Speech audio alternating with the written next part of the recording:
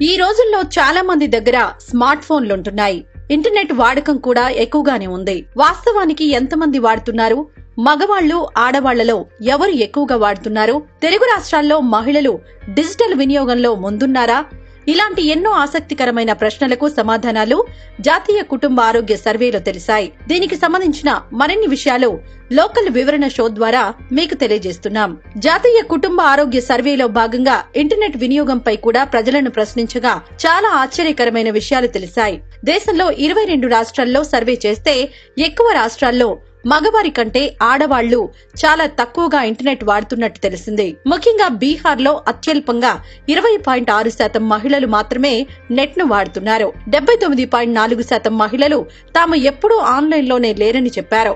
ఎక్కువగా సిక్కింలో 76.7% మంది ఆడవాళ్లు వాడుతున్నట్టు తెలిసింది. తర్వాతి స్థానాల్లో గోవా, మిజోరాం, కేరళ, లడక్, లక్షద్వీప్ ఉన్నాయి.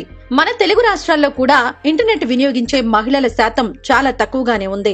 ఆంధ్రప్రదేశ్ లో 21% మంది ఉన్నారు. తెలంగాణలో 26.5% ఉంది. అందులో పట్టణాల్లో 43.9%, గ్రామాల్లో 15.8% మంది ఉన్నారు. అయితే మహిళలు మొబైల్ ఫోన్ వాడకంలో మాత్రం కొంత మెరుగుదల కనిపించింది.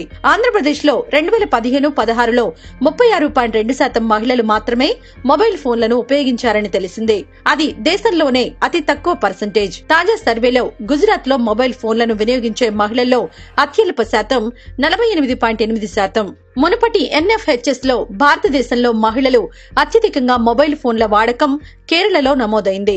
అక్కడ 81.2% మంది ఉన్నారు. ఈ సంవత్సరం అత్యధిక శాతం గోవాలో నమోదైంది. గోవాలో మహిళల సెల్ ఫోన్ వినియోగదారులు 91.2% మంది ఉన్నారు. తాజా సర్వేలో ఆంధ్రప్రదేశ్ లో 48.9% మంది మహిళలు ఫోన్ ని వాడుతున్నట్టు తేలింది. అలాగే తెలంగాణలో 60% మంది మహిళలు ఫోన్లను వాడుతున్నారు. అంటే మహిళల మొబైల్ ఫోన్ల వాడకంలో మాత్రం డెవలప్మెంట్ ఉందనే చెప్పుకోవాలి. కానీ అన్నింటిలో లాగానే డిజిటల్ వినియోగంలో కూడా ఆడవాళ్లు, మగవాళ్లలో అసమానతలు ఉన్నాయనే విషయం స్పష్టమైంది. దీనికి విద్య, ఉపాధి, ఆదాయం విషయాల్లో అసమానతలు కారణంగా చెప్పుకోవచ్చు.